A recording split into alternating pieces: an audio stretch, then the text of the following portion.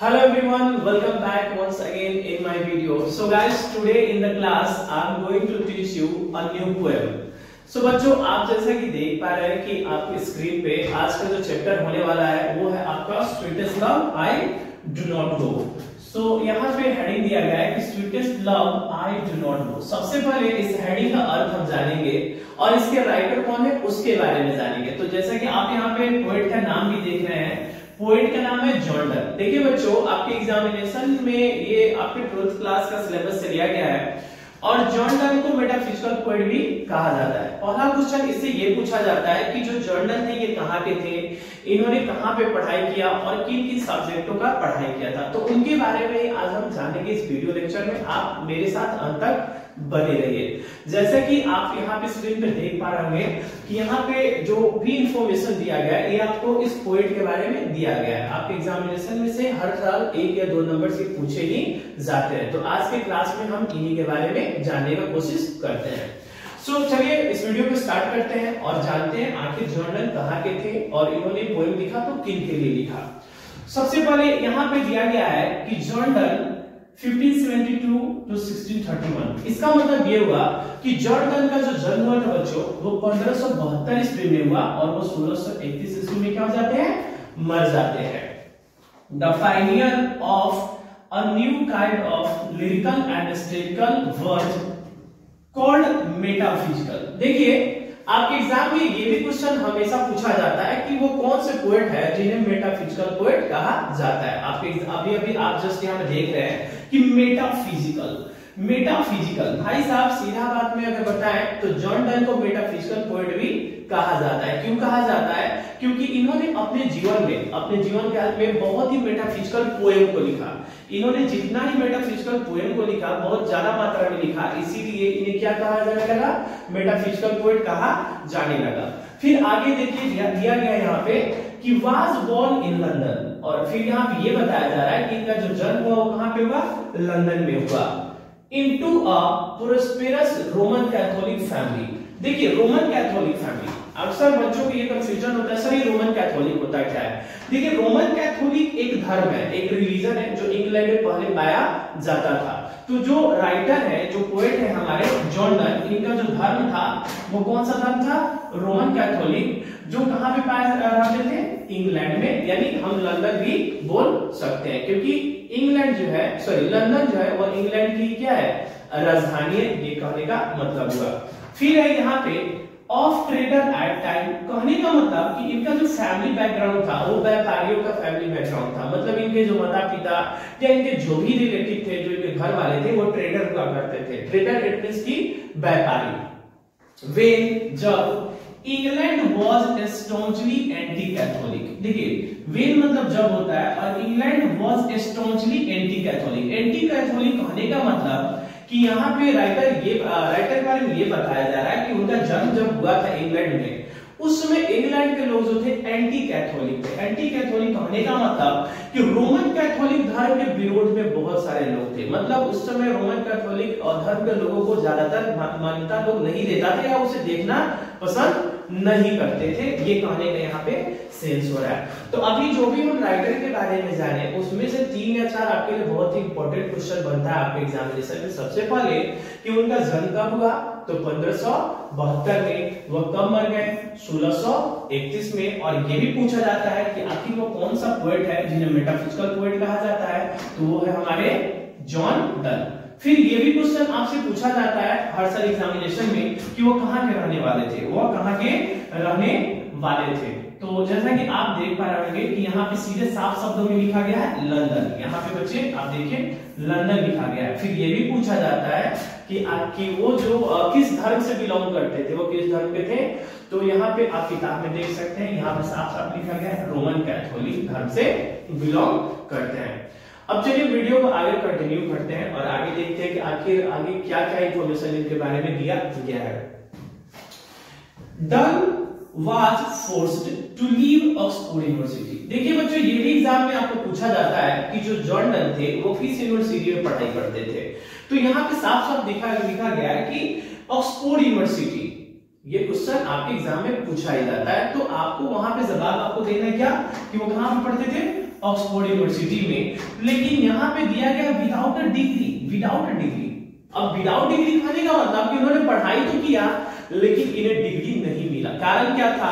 क्योंकि देखिए अभी मैंने जस्ट अभी आपको यहाँ पे बताया कि यहाँ पे लिखा गया है कि वहां पे इंग्लैंड के लोग क्या थे? एंटी कैथोलिक थे। एंटी कैथोलिक होने का मतलब कि रोमन कैथोलिक धर्म के लोगों के विरोध में बहुत सारे लोग हुआ करते थे। और जब ये पढ़ाई कर रहे थे ऑक्सफोर्ड यूनिवर्सिटी में, उस टाइम क्या हुआ था, वहां के लोगों ने रोमन कैथोलिक धर्म के जितने भी लोग वहां पर रहते थे उनका विरोध करना क्या किया? शुरू किया। और इसी के चलते इनको कॉलेज से निकाल दिया गया बिना डिग्री के। इन्हें डिग्री भी हासिल नहीं करने दिया गया था। इसीलिए यहाँ पे ये क्वेश्चन बार बार आपके एग्जाम में पूछा जाता है कि बिना डिग्री के पढ़े, लेकिन वो कौन से राइटर थे, वो कौन से पोएट थे? तो वो कौन थे? John Donne. फिर ये क्वेश्चन ये भी पूछा जाता है कि किस यूनिवर्सिटी में वो पढ़ाई कर रहे थे? तो वो ऑक्सफोर्ड यूनिवर्सिटी में पढ़ाई कर रहे थे उस समय। चलिए इतना चीज मैं आपको बताया और ये आपके एग्जाम में पूछा ही जाएगा। सो प्लीज जो भी बात मैं बोल रहा हूं आप इसे ध्यान से सुने। ओके, फिर आगे देखिए यहाँ पे लिखा गया है बिकॉज ऑफ हिज रिलीजन। कहने का मतलब कि ही वाज फोर्स्ड, उन्हें फोर्स किया गया, उन्हें जबरदस्ती किया गया टू लीव, छोड़ने के लिए ऑक्सफोर्ड यूनिवर्सिटी। ऑक्सफोर्ड यूनिवर्सिटी को छोड़ने के लिए विदाउट अ डिग्री, बिना डिग्री के, बिकॉज ऑफ हिज रिलीजन, मतलब उनके रिलीजन के कारण, उनके धर्म के कारण। क्योंकि मैंने अभी अभी बताया कि वो रोमन कैथोलिक धर्म के थे और रोमन कैथोलिक धर्म के थे, इसीलिए उसी धर्म के चलते इनको वहां से क्या किया गया? लोगों के द्वारा वहां से इस यूनिवर्सिटी से निकाल दिया गया। फिर आगे देखते हैं, आगे दिया गया है कि ही स्टडीड, उन्होंने स्टडीड किया। ऐसा नहीं है कि उन्होंने बाद में पढ़ाई नहीं किया, उन्होंने बाद में पढ़ाई किया। एंड ही स्टडीड लॉ, उन्होंने लॉ का पढ़ाई किया। लॉ इट मींस कि कानून का पढ़ाई किया। एंड रीड थियोलॉजी, और उन्होंने धर्मशास्त्र के बारे में, थियोलॉजी इट मींस बच्चे धर्मशास्त्र, उन्होंने धर्मशास्त्र के बारे में भी पढ़ाई किया। मतलब अपने धर्म के बारे में उन्होंने बाद में जाके बहुत सारी जानकारियां ली और उस देश के कानून के बारे में भी पढ़ा। ओके, आई होप कि अभी तक आपको समझ में आया होगा। और अगर आपको समझ में आ रहा है तो प्लीज आप कमेंट सेक्शन में जरूर कमेंट करके बताना, ताकि मैं आपके लिए नेक्स्ट वीडियो जरूर प्रोवाइड करूं। चलिए बच्चों आगे देखते हैं आगे क्या दिया गया है। फिर आगे यहाँ पे दिया गया है कि he also participated in 2 naval expedition. अब देखिए जब ये धर्मशास्त्र के बारे में जब पढ़ाई कर लेते हैं तो बाद में इन्होंने क्या किया? इन्होंने नोबल एक्सपीडिशन में पार्टिसिपेट किया। पार्टिसिपेट करना मतलब हिस्सा लेना, मतलब नौसैनिक अभ्यास, जहां पे सैनिकों का अभ्यास होता है।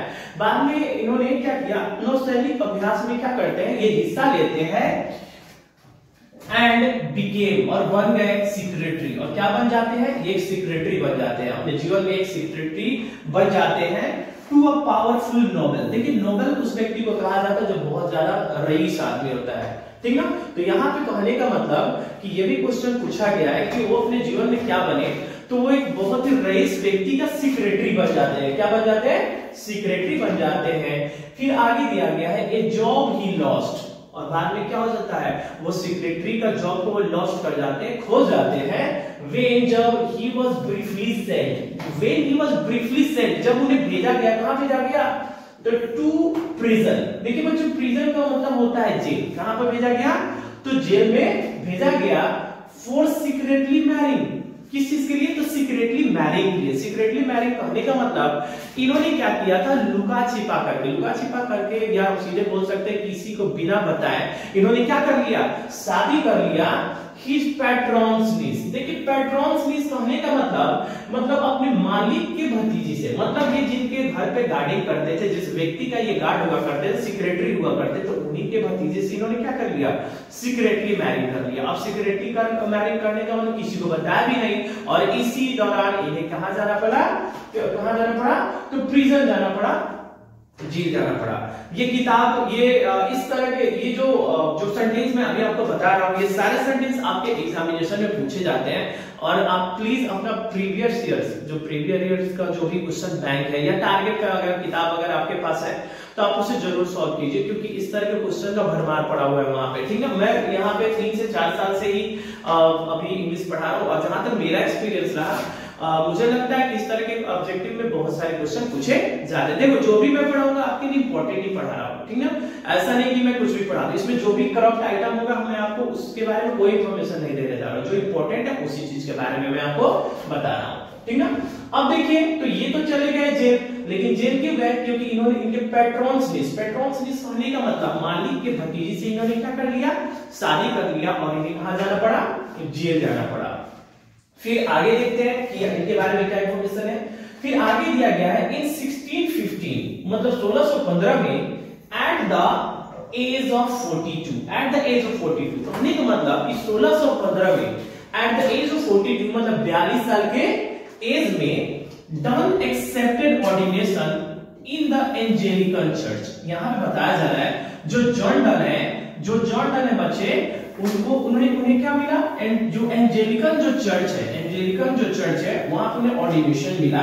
मतलब सीधा बात समझो कि उन्होंने वहां पे क्या दिया, इंटरव्यू दिया। क्या दिया? इंटरव्यू दिया। जैसे हम लोग आजकल जॉब के लिए इंटरव्यू देते हैं ना, उसी तरह इन्होंने एंजेलिकन चर्च में क्या दिया, ये अपना इंटरव्यू दिए और वहां पे क्या हो जाते हैं एंड और सून और जल्द ही बिकेम और बन गए one of the greatest preacher. और क्या बन जाते हैं, one of the greatest preacher कहने का मतलब जितने भी महान प्रीचर थे वहां पे उनमें से एक ये भी बन जाता है। प्रीचर कहने का मतलब प्रवक्ता इट मींस जो अपने धर्म के प्रचारक होते हैं। जैसे आप अपने गांव समाज में या अपने शहर में देखते होंगे कि बहुत सारे बाबा लोग होते हैं जो क्या करते हैं, अपने धर्म के बारे में लोगों को ज्ञान देते हैं। तो ये भी क्या बन जाते हैं, अपने धर्म के प्रीचर बन जाते हैं, यानी बाबा बन जाते हैं। आप समझ लो कि ये अपने धर्म के बारे में लोगों को क्या करते हैं, जाके जानकारियां देते हैं। ये कहने का मतलब ऑफ हिज टाइम मतलब अपने समय में।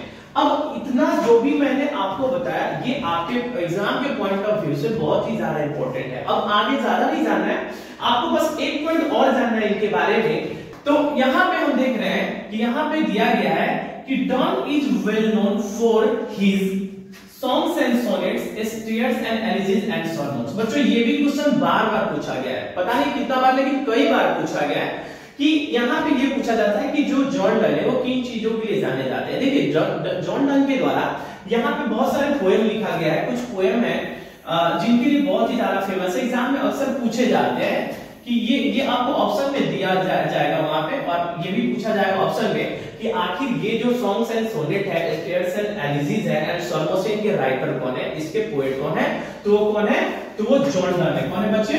John Donne. और एग्जाम में अक्सर पूछे भी जाते हैं। सो यहाँ पर मैंने जो भी इनके बारे में बताया आपके एग्जाम के पॉइंट ऑफ व्यू से बहुत ही ज्यादा इंपॉर्टेंट है। इससे ज्यादा एक भी इधर उधर से पूछा नहीं जाएगा। अब देखिए राइटर के बारे में मैंने बताया, लेकिन एक बार मैं चाहता हूं कि इसे एक बार और आपको शॉर्ट फॉर्म में मैं आपको एक्सप्लेन कर दूं। सो प्लीज आप मुझे 2 मिनट टाइम दीजिए ताकि मैं इसे क्लियर करके एक बार और आपको मेन पॉइंट जो मेन जो चीज है उसे मैं आपको क्या कर सकूं, बता सकूं। सो गिव मी 1 सेकेंड बच्चों। जैसे कि मैंने अभी जस्ट शुरू में बताया, वहां से हम क्या करते हैं, जो मेन पॉइंट है उसको हम फिर से एक बार और आपको रिवाइज कराते हैं, ठीक है, ताकि आपको क्या हो, याद करने में ज्यादा तकलीफ ना हो, आप चीजों को जल्दी से क्या करें, समझ जाए। सो मैंने अभी बताया आपको कि आपको जब भी एग्जाम में पूछा जाएगा, आपको बस पूछा यही जाएगा कि जो sweetest love I do not go है, इसके राइटर कौन है, इसके पोएट कौन है, तो कौन है, जॉन डन। इनका जन्म कब हुआ, 1572, ये मर गए 1631। Called metaphysical poet. सीधा बात कि ये भी पूछा जाता है कि उन्हें कौन सा पोएट कहा जाता है, तो मेटाफिजिकल पोएट कहा जाता है। फिर है कि ये पूछा जाता है इनका जन्म कहां हुआ था, इनका जन्म हुआ था लंदन में, और ये किस धर्म के थे, तो रोमन कैथोलिक धर्म के थे। कौन धर्म के बच्चे, तो रोमन कैथोलिक धर्म के थे, ठीक ना। वे और यहाँ पे ये भी पूछा जाता है कि किस यूनिवर्सिटी में पढ़ाई करते थे, तो ऑक्सफोर्ड यूनिवर्सिटी में। लेकिन जब वो पढ़ाई कर रहे थे तो बिना डिग्री के पढ़ाई किए, इन्हें डिग्री नहीं मिला बिकॉज ऑफ हिज रिलीजन, मतलब उनके धर्म के कारण। जो पूछे जाते हैं, जो पूछे गए सिर्फ उसी के बारे में मैं अभी बता रहा हूँ। फिर आगे दिया गया कि उन्होंने लॉ का पढ़ाई किया और किसी का पढ़ाई किया, थियोलॉजी का किया। और फिर है कि इन्होंने क्या कर लेते हैं, एक क्या बन जाते हैं, एक सेक्रेटरी बन जाते हैं एक बहुत ही रईस व्यक्ति का। लेकिन जो भी वो जॉब कर रहे थे वो क्या हो गया, वो खो दिए। जब वो कहां चले गए, जब वो प्रिजन चले गए, प्रिजन मतलब जेल चले गए सीक्रेटली मैरिज के लिए। मतलब इन्होंने क्या किया था, लुका छिपा के शादी कर लिया था। किसके साथ किया था, ये भी पूछा जाता है। तो पेट्रोन्स का मतलब कि मालिक के भतीजे से इन्होंने शादी कर लिया। फिर ये भी पूछा जाता है कि कब वो, मतलब वो जो प्रीचर बने, लेकिन कब बने थे, तो 1615 में, और उसमें उनका एज क्या था, 42 साल था। और एंजेलिकन चर्च, याद रखिएगा वो जो प्रीचर बने वो कौन से चर्च में बने थे, तो एंजेलिकन चर्च में क्या बने, वो प्रीचर बन गया, ठीक ना। और लास्ट पॉइंट जो इनके बारे में एक और पूछा जाता है, इससे ज्यादा कुछ नहीं पूछा जाता है, तो वो है कि Donne is well known, Donne जाने जाते हैं किन चीजों के लिए, तो songs and sonnets, satires and elegies and sermons. बस बच्चों इससे ज्यादा राइटर के बारे में आपको जानना नहीं है। एक चीज और मैं बता दूं, क्योंकि जो भी पॉइंट यहाँ पे बताया जा रहा है मैं यहाँ पे लिखित फॉर्म में तो मैं नहीं बताऊंगा, लेकिन मैं आपको अपना व्हाट्सएप नंबर देता हूँ, ठीक ना। आपको बस क्या करना है, इस नंबर पे आपको बस मुझे मैसेज करना है, मैं आपको इसका नोट्स भी अपने व्हाट्सएप के थ्रू मैं प्रोवाइड करूंगा, ठीक ना। तो दिस इज माय नंबर, आप नोट कर सकते हैं कि 9155050533, ये मेरा व्हाट्सएप नंबर है। अगर आप नोट्स लेना चाहते हैं, देखिए इसका कोई कॉस्ट नहीं, फ्री ऑफ कॉस्ट है। अगर आप इसको लिखित फॉर्म में चाहते हैं एक नोट्स की तरह, ताकि आप आराम से इसे घर पे पढ़ सके, तो आप इस मैसेज पे इस व्हाट्सएप नंबर पे आप उसे मैसेज कर सकते हैं। मैं उसमें जरूरी क्या करूंगा, आपको बहुत जल्दी, जितना जल्दी आप करोगे उतना जल्दी मैं आपके पास क्या करूंगा, अपने नोट्स को प्रोवाइड कर दूंगा, ताकि आप अपने घर पे बैठे बैठे भी आप क्या कर सकते हैं, इनके बारे में जो भी जानकारी है आप जान सकते हैं एग्जाम के पॉइंट ऑफ व्यू से। ओके सो चलिए गाइस, अब हम पोएम वाले सेक्शन को देखते हैं कि राइटर ने इस पोएम को लिखा है तो किसके लिए लिखा है। सबसे पहले मैं ये बताऊंगा और फिर हम एक एक लाइन को पढ़ के उसके मीनिंग को मैं क्या करूंगा, एक्सप्लेन करूंगा, ताकि आप इन चीजों को इजीली क्या कर सके, अंडरस्टैंड कर सके। तो सबसे पहला क्वेश्चन ये पूछा जाता है आपके एग्जाम में कि राइटर ने ये जो पोएम लिखा है वो किसके लिए लिखा है। देखिए गाइस, ये राइटर जो पोएम लिखे हैं, जो पोएट ने जो पोएम लिखा है, स्पेशली इस पोएम को अपने वाइफ के लिए लिखा है। ये क्वेश्चन में बहुत बार पूछा भी गया है कि जो राइटर ने इस पोएम को लिखा वो किसके लिए लिखा। ऑप्शन में आपको ये भी दिया जा सकता है कि जो जॉन डन थे अपने पिताजी के लिए लिखे, या मम्मी के लिए, या पापा के लिए। तो जाहिर सी बात है वो अपने वाइफ के लिए लिखे थे, और इसीलिए इसका नाम क्या रखा, स्वीटेस्ट लव। क्या रखा, तो sweetest love I do not go. Sweetest love कहने का मतलब यहाँ पे कि मेरी प्यारी प्रेमिका, मेरी प्यारी प्रेमिका, आई डू नॉट गो, मैं नहीं जा रहा हूं। यहाँ पे यही बताया गया है राइटर के द्वारा, क्योंकि ये जब जर्मनी जा रहे थे, कहां जा रहे थे, तो जब जर्मनी जा रहे थे तो उस वक्त इन्होंने अपने बीवी को मनाने के लिए, अपने वाइफ को मनाने के लिए इन्होंने इस पोएम को क्या किया, लिखा। क्योंकि इनकी जो पत्नी थी वो कुछ मतलब ज्यादा सा डरी सा हुई थी, उनको लग रहा था हमें हमेशा के लिए क्या कर रहे हैं, छोड़ के जा रहे हैं। लेकिन उस समय जब वो मान नहीं रही है, जब वो इनकी बातों को नहीं मानी, तभी सब उसी टाइम क्या किया था, जो जॉन डन ने थे, जॉन डन ने क्या किया, इस पोएम को लिखा किसके लिए, अपने पत्नी के लिए। तो चलिए पोएम को पढ़ते हैं और देखते हैं आखिर पोएम में किस चीज के बारे में बात करते हैं। तो यहाँ पे बच्चों दिया गया है कि sweetest love I do not go. Writer जो है, जो पोएट है, वो बोलते हैं कि मेरी प्यारी प्रेमिका, मैं नहीं जा रहा हूं फॉर वेरीनेस। देखिए वेरीनेस का मतलब क्या होता है, देखिए बच्चों वेरीनेस का मतलब होता है थक जाना, ऊब जाना। जैसे आप सुने होंगे कि अक्सर आप सुने होंगे लोग कहते हैं कि मैं आपसे ऊब गया हूं, मैं आपसे थक गया हूं। तो राइटर ये बतलाना चाहते हैं अपने पति को कि मैं जा तो रहा हूं, लेकिन मैं आपसे ऊब के नहीं जा रहा हूं। मतलब हम ऐसा नहीं कि हम आपसे क्या हो चुके हैं, थक चुके हैं। तो यही इस लाइन में बता रहे हैं कि फॉर वेरीनेस ऑफ दी। अब देखिए दी का मतलब क्या होता है, देखिए दी का मतलब यू होता है। मॉडर्न इंग्लिश में इसे यू लिखा जाता है, और ओल्ड इंग्लिश में क्या लिखा जाता था, पहले दी लिखा जाता था। तो इस लाइन में बस राइटर ये बताना चाहते हैं अपने पत्नी को कि मैं जा तो रहा हूं, लेकिन मैं आपसे ऊब के नहीं जा रहा हूं, मैं आपसे थक के नहीं जा रहा हूं। अब चलिए आगे देखते हैं। फिर पोएट ये कहते हैं कि यहाँ पे अपनी बीवी को कि not in the hope the world can show a fitter love for me. अब देखिए अभी राइटर अभी जस्ट बता रहे थे कि मैं जा तो रहा हूं, लेकिन मैं आपसे ऊब के नहीं जा रहा हूं, थक करके नहीं जा रहा हूं। अब राइटर अब यहाँ पे ये अपने पत्नी को दिलासा देते हैं कि nor in the hope. Hope मतलब होता है उम्मीद या आशा, और नॉर का मतलब होता है ना ही। कहने का मतलब ना तो मैं इस उम्मीद में जा रहा हूं, द वर्ल्ड कैन शो, ये जो वर्ल्ड है, ये जो दुनिया है, वो मुझे शो करे। देखो शो मींस दिखलाना या प्रदान करना भी होता है। ये जो दुनिया और दुनिया के जो लोग है वो मुझे प्रदान करेगा, वो मुझे देगा अ फीटर लव। देखिए बच्चे फीटर लव का मतलब होता है सच्चा प्रेम। क्या होता है, सच्चा प्रेम। या तो मैं मतलब कहने का मतलब ये हुआ कि मैं इस सोच में नहीं जा रहा हूं कि ये जो दुनिया वाला है, ये दुनिया के जो लोग हैं वो मुझे तुमसे भी ज्यादा सच्चा प्रेम करेगा। ये कहने का मतलब है इस लाइन में राइटर यही बताना चाहते हैं, अपने बीवी को समझाना चाहते हैं कि तुम मत रो मेरे लिए कि मैं जा तो रहा हूं लेकिन आपसे उठ के नहीं जा रहा हूं, और ना ही मैं इस उम्मीद में जा रहा हूं कि इस दुनिया में तुमसे भी कोई ऐसा भी व्यक्ति होगा जो तुमसे ज्यादा मुझसे क्या करता होगा, प्रेम करता होगा। चलिए अब आगे देखते हैं आगे क्या दिया गया है। फिर यहाँ पे दिया गया है बट लेकिन सिंस चूंकि दैट की I must die at last. अब राइटर क्या कहते हैं, क्योंकि क्या होना है ना कि I must die at last, कहने का मतलब कि अंततः क्या होना है, हमें मर जाना है। देखिए हर इंसान को एक न एक दिन क्या है, मरना है, और राइटर बोलते हैं कि एक न एक दिन हमें क्या हो जाना है, मर जाना है। इट इज अच्छा, इट इज को शॉर्ट फॉर्म में लिखा गया है is best, it is best ना लिखा यहाँ पे इज बेस्ट लिखा गया है। मतलब कहने का मतलब कि it is best to use myself in jest. In jest का मतलब होता है मजाक। क्या होता है, मजाक। राइटर ये कहना चाहते हैं कि देखो एक ना एक दिन तो सबको मरना है, तुम्हें भी मरना है, हमें भी मरना है, तो तुम क्या करो, तुम मजाक में ये मान लो कि मैं आपके लिए क्या हो गई, मैं तुम्हारे लिए कुछ दिनों के लिए क्या हो गया, मर गया। यही कहना चाहते हैं कि अगर मैं जा रहा हूं तो एक ना दिन तो मैं हमेशा के लिए चला जाऊंगा इस दुनिया से। तो आप क्या करो, जब ये बात सत्य है, ये बात जब आपको पता है कि एक ना दिन हम मर जाएंगे, तो तुम मजाक में क्या करो, कुछ दिन ये मान लो कि मैं आपके लिए कुछ दिनों के लिए मैं क्या हो गया, मर गया। ये कहने का मतलब है। अब देखिए इस लाइन से भी एक क्वेश्चन बनता है कि the poet says dash dash is certain, मतलब पोएट का क्या मानना है, मतलब पोएट इस लाइन में क्या बताना चाहते हैं, तो पोएट इस लाइन में यही बताना चाहते हैं कि कौन सा चीज सत्य है, तो भाई मृत्यु सत्य है। आप अपने क्वेश्चन बैंक जरूर देखें, उसमें बार बार ये क्वेश्चन पूछा गया है। जॉन डन को एक ही चीज निश्चित लगता है उनके जीवन में, और क्या है, तो मृत्यु है, और इस लाइन को बताते भी है अपने पत्नी को।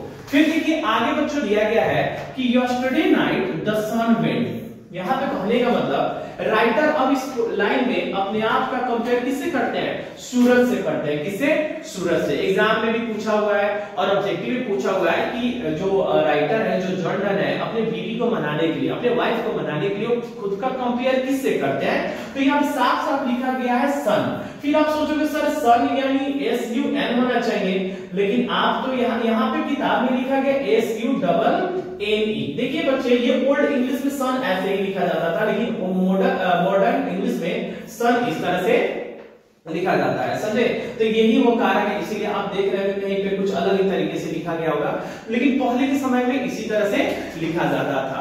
तो यहाँ पे राइटर ये बोलते हैं कि yesterday night the sun went, मतलब कल रात क्या हुआ, कल शाम सूरज चला गया, and yet is here today, और उसके बावजूद भी सूरज आज यहाँ पे है। देखिए ये लाइन जो राइटर बोल रहे हैं, बतला रहे हैं, इस लाइन में बस यही वो दिखलाना चाहते हैं, बतलाना चाहते हैं अपने पत्नी को कि जो सूरज है ना, वो हर शाम चला तो जाता है, लेकिन हर सुबह क्या होता है बच्चे, वह चला आता है। ये कहने का मतलब है, ये कहीं ना कहीं इस लाइन में ये अपने बीवी को क्या कर रहे हैं, समझाने की कोशिश कर रहे हैं, मनाने की कोशिश कर रहे हैं कि जो सूरज भी है वो जाता है और चला आता है, हम तो इंसान हैं कि हम कैसे नहीं आएंगे, क्योंकि सूरज के पास क्या है क्या नहीं है, इसी के बारे में बताया जा रहा है। अब देखिए यहाँ पे राइटर कहते हैं सूरज के बारे में कि he had no desire। कहने का मतलब कि ये बता रहे हैं कि जो सूरज है उसके पास कोई डिजायर नहीं है, कोई इच्छा नहीं है, नॉर सेंस, और ना ही उसके पास कोई सेंस है। सेंस मतलब दिमाग, बुद्धि, कि सूरज के पास ना तो इच्छा है, ना तो सेंस है, नॉर हाल्फ, और ना ही कोई हाल्फ है। हाल्फ मतलब पत्नी है, ना ही कोई उसकी बीवी है। सो शॉर्ट अवे कहने का मतलब कि फिर भी जो सूरज है वो तेजी से जाता है और तेजी से समय पे आता है। अब देखिए यहाँ पे इस लाइन में ये कंपेयर कर रहे हैं, और ऑब्जेक्टिव में पूछा जाता है कि जो ये पोएम है sweetest love I do not go, writer अपने बीवी को मनाने के लिए वो किससे खुद का कंपेयर करते हैं, तो वो खुद का कंपेयर सूरज से करते हैं। वो बस यही कहते हैं कि जो सूरज है ना उसके पास कोई डिजायर नहीं है, कोई सेंस नहीं है, ना ही उसके पास कोई हाल्फ है, हाल्फ मतलब पत्नी है, फिर भी वो तेजी से जाता है और आ जाता है।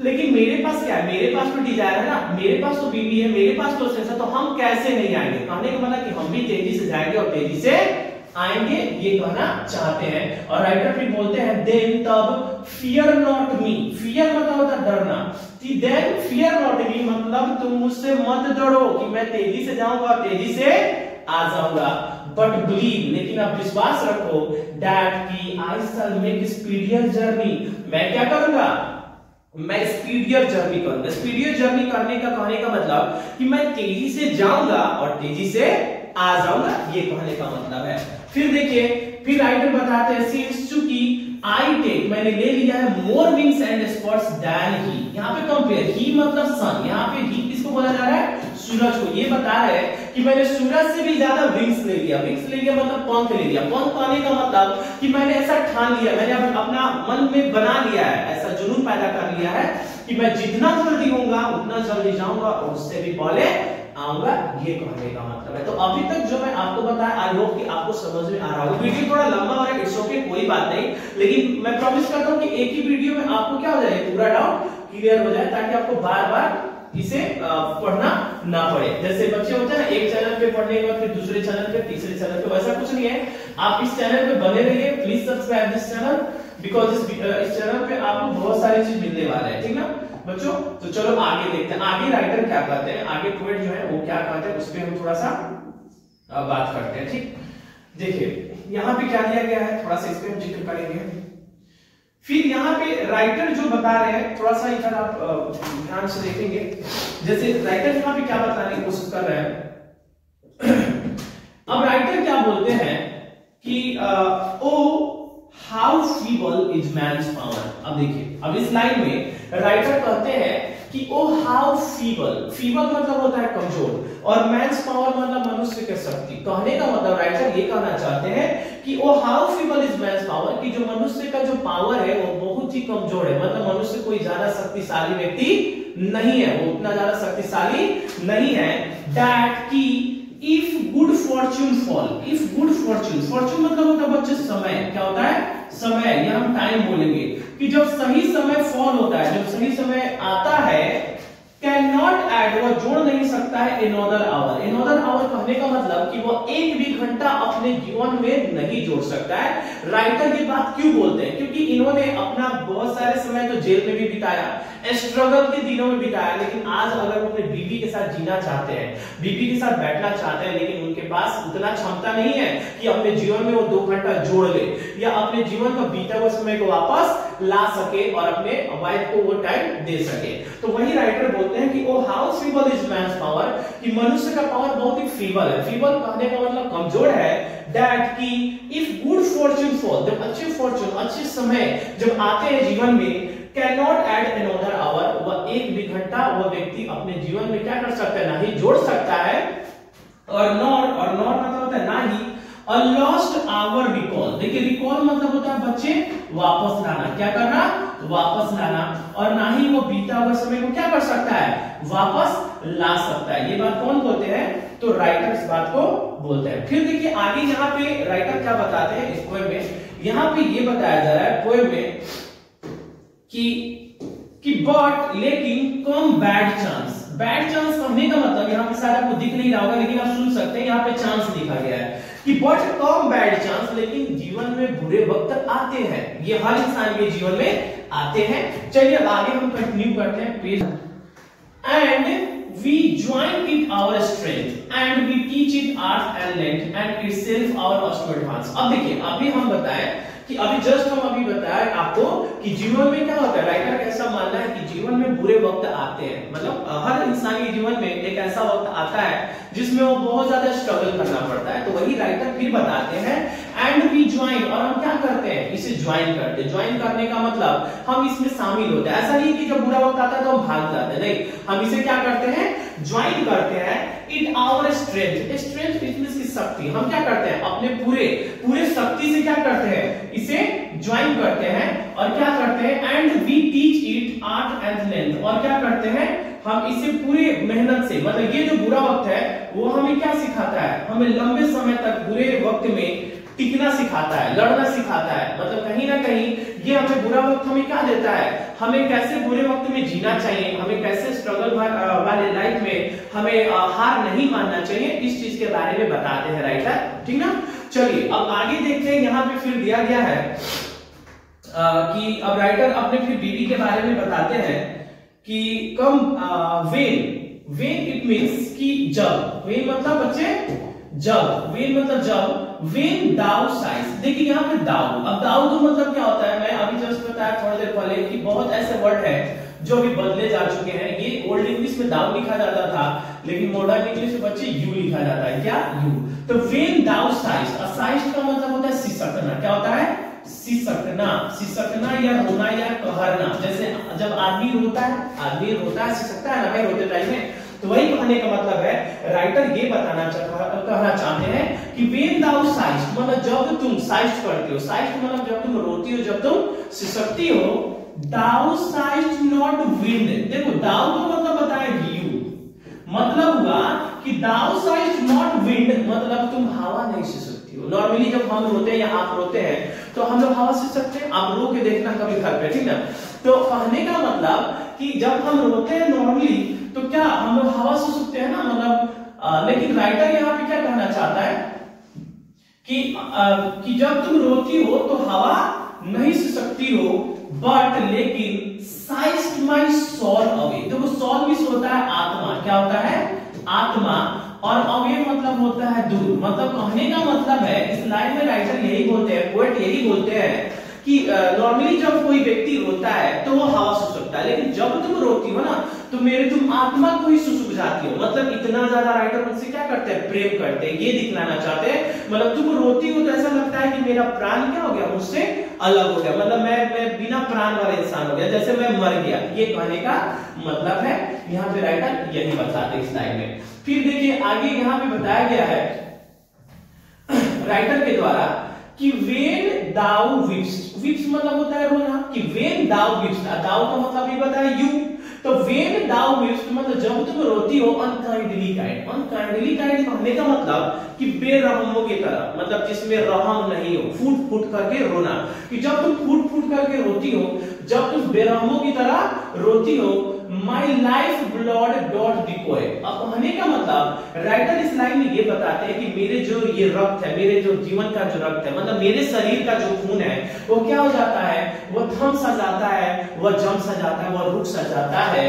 इट कैन नॉट बी, ऐसा नहीं हो सकता है, दैट की दाउ लव्स मी। अब दाउ का मतलब फिर बताइए यहाँ पे क्यों होता है, तो यहाँ पे ये अर्थ हो रहा है कि इट कैन नॉट बी, ऐसा नहीं हो सकता है, दैट दाउ लव्स मी, कि तुम मुझे प्रेम नहीं करती हो, एज दाउ सेस्ट, एज मतलब होता है कि जैसा कि, तो इसका पूरा हिंदी क्या होगा बच्चे, कि एज दाउ सेस्ट कहने का मतलब हुआ कि जैसा कि तुम ही तो मुझे करती हो। अब बताइए राइटर यहाँ पे इसलिए बात को बोल रहे हैं क्योंकि इनकी बीवी है, वो खुद ही इनको हमेशा बार बार बोलते कि मैं आपसे बहुत ज्यादा क्या करती हूँ, प्रेम करती हूँ, लेकिन जब प्रेम करती हूँ तो फिर विश्वास क्यों नहीं करती हूँ। ये कहना चाहते हैं कि जब प्रेम कर तो रहे हैं तो विश्वास भी तो करना चाहिए ना। तो राइटर इतना आगे का बात इसलिए बोल रहे हैं क्योंकि इनकी बीवी बहुत ज्यादा रो रही है और इसी को मनाने के लिए इस लाइन को बोलते हैं। और ये लाइन भाई एक मिनट, ये आपको 4 नंबर में आपको पूछा हुआ है, आपका पोएम लाइन, मैं सारा चीज पढ़ाऊंगा इस चैनल पे, ठीक ना, पूरा आई थिंक जो भी आप पेड कोर्स में पढ़ोगे ना उसको फ्री में यहाँ पे देने वाला हूँ। तो ये लाइन पूछा गया 4 नंबर में कि thou that thou loves me as thou sayest, मतलब इस लाइन को एक्सप्लेन करें 4 नंबर पे। तो ये मैं बताऊंगा आप आगे आने वाली वीडियो में, यहाँ पे मैं नहीं बता सकता हूँ, ठीक ना। तो यही कहने का मतलब है। फिर राइटर बोलते हैं if in thine my life thou waste thou art the best of me. और राइटर में ये बताते हैं कि अगर मेरे जीवन में कोई सबसे अलग नमूना है, नमूना उसको कहा जाता है जो सबसे अलग होता है, तो ये कहना चाहते हैं राइटर में कि अगर कोई भी चीज अगर मेरे जीवन में अगर सबसे अलग चीज है कोई, तो वो कौन है, वो तुम हो, वो तुम हो, तुम्हारे जैसा मेरे जीवन में कोई नहीं है। और लास्ट में कुछ लाइन यहाँ पे बचे हुए हैं, चलिए इसको भी हम लोग क्या करते हैं, देख लेते हैं। तो यहाँ पे बच्चों दिया गया है यहाँ पे क्या दिया गया, चलिए देखते हैं। दिया गया है कि let not die diving heart. अब देखो बच्चों यहाँ पे डाई मतलब आज के समय में योर होता है, क्या होता है, योर। ये मैंने बताया ना ओल्ड इंग्लिश में बहुत अलग वर्ड होते थे और मॉडर्न में कुछ अलग होते, तो पहले डाई लिखा जाता था, लेकिन अभी क्या लिखा जाता है, योर लिखा जाता है। तो यहाँ पे दिया जा रहा है, बताया जा रहा है कि let not die diving heart. अब देखो डाइविंग हार्ट का मतलब होता है पवित्र दिल, क्या होता है बच्चे, पवित्र दिल। यहाँ पे राइटर ये कहना चाहते हैं कि जो तुम्हारा जो पवित्र दिल है, जो तुम्हारा ये शुद्ध दिल है, मतलब जिसमें कोई छल कपट नहीं है, तो वही राइटर यहाँ पे कहना चाहते हैं कि let not thy diving heart, जो तुम्हारा जो ये पवित्र दिल है, फॉर थिंक मी एनी इल, इल मतलब होता है गलत चीजें भी होते हैं, कि जो तुम्हारा ये पवित्र दिल है उसमें कोई भी चीज फोर्थिंग मत करो। फोर्थिंग मतलब होता है सोचना, कि उस दिल में किसी भी तरह का ख्याल नहीं आने दो, किसी भी तरह के गलत सोच को नहीं आने दो। डेस्टिनी में टेक दाई पार्ट। अब देखो डेस्टिनी मतलब होता है भाग्य, भाग्य लक्षण जिसे हम लोग बोलते हैं भाग्य लक्षण, कि कहने का मतलब कि तुम डर तो रही हो, अगर हम जा रहे हैं तुम्हारे मन में गलत गलत ख्याल आ रहा है, क्या पता कि भाग्य में वही लिखा हो, क्या पता हम गए कहीं मर गए, क्या पता हम गए कहीं वापस नहीं है, क्या पता भाग्य में यही लिखा हो, और तुम जाते जाते तुम इस तरह के मतलब रो रही हो, इस तरह के गमों को बता रही हो, इस तरह के गलत ख्याल ला रही हो, तुम डेस्टिनी में टेक दाई पार्ट, हो सके कि मेरे किस्मत में यही लिखा हो, मेरे भाग्य में यही लिखा हो, and may Dai fear fulfil. देखो दाई मतलब भी बता देता हूं, दाई का मतलब ये योर होता है, अभी जस्ट यहाँ पे बताया कि दाई दाई यानी योर, इसका मतलब हुआ and may Dai fear fulfil, और हो सके तुम्हारा जो ये फियर है, जो तुम्हारा ये डर है वो फुलफिल हो जाए। फुलफिल होने का मतलब पूरा हो जाए, मतलब तुम डर तो रही हो ना, तो हो सके तुम्हारा ये डर क्या हो जाए, पूरा हो जाए, ये कहने का मतलब। बट लेकिन थिंक, लेकिन तुम बस यही सोचना दैट की वी आर टर्न असाइड। देखो टर्न असाइड टू स्लीप, देखिए राइटर कितना बड़ा बात बोलते हैं, उनको पत्नी को इन पे विश्वास नहीं है, लेकिन राइटर यहाँ पे जाते जाते कितना बड़े बात बोलते हैं।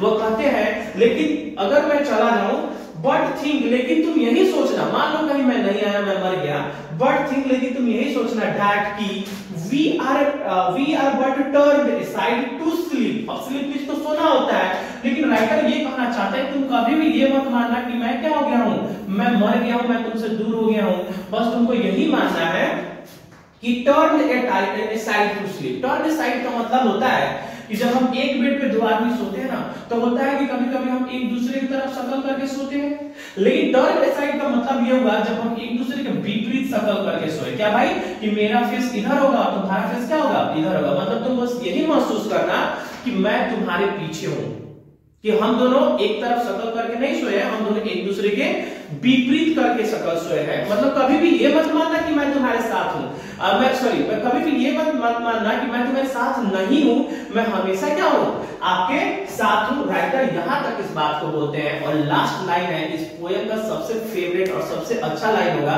और प्लीज इस लाइन को ध्यान से समझिएगा, ये आपके लिए एक छोटा सा मैसेज समझ लो कि राइटर क्या कहते हैं कि दे मतलब होता है वे लोग, और हु मतलब होता है जो, वन एनदर का मतलब होता है एक दूसरे को, और कीप मतलब बच्चे क्या होता है रखना, और एलाइव मतलब होता है जीवित। मतलब राइटर ये कहना चाहते हैं कि वे लोग जो एक दूसरे को क्या करते हैं, अपने दिलों में जिंदा रखते हैं। मतलब कहने का मतलब कि वे लोग जो एक दूसरे को क्या होते हैं, दिलों में जिंदा रहते हैं। नेवर पार्टेड भी मतलब होता है अलग होना, और नेवर मतलब होता है कभी नहीं, कि वो कभी भी एक दूसरे से जुदा नहीं होते हैं, वो कभी भी एक दूसरे से अलग नहीं होते। राइटर बहुत बड़ा बात बोला कि कभी भी अगर माना वो धरती पे है या नहीं, वो अलग होता है, लेकिन अगर आप उस शख्स को अपने दिलों में जिंदा रखते हैं ना, तो आई थिंक मुझे लगता है कि वो आपसे कभी भी अलग नहीं हो सकता है, भले वो मर ही क्यों ना जाए। इसी तरीके से बच्चों आपको क्या करना है, मैं तो आपके साथ हमेशा नहीं रहूंगा, लेकिन आपको भी क्या करना है,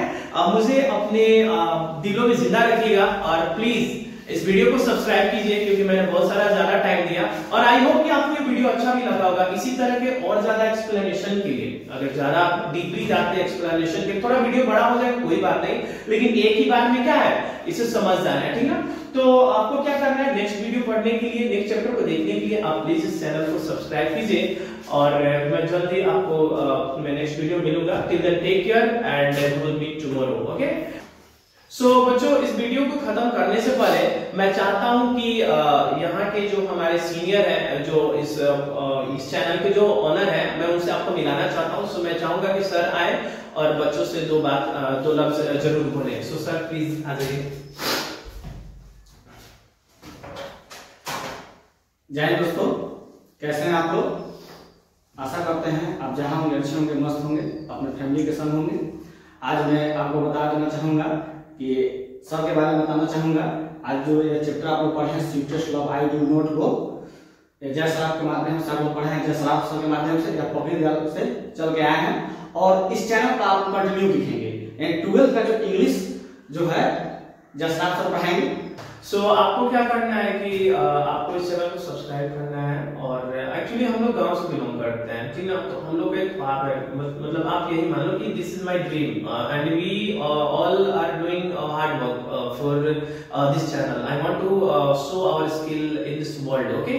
सो you have to just support me, आपको सपोर्ट करना है, आपको बस एक ही काम करना है कि आपको सब्सक्राइब कर देना है। देखिए अभी हम लोग पास ज्यादा सब्सक्राइबर नहीं है, बट अगर आप सब्सक्राइब करते हैं, अगर आप किसी से शेयर करते हैं, तो इससे हम लोग को बहुत ही ज्यादा क्या होगा, बेनिफिट होगा। और मैं कोशिश करूंगा कि इस पे हमेशा कंटिन्यू रहूं।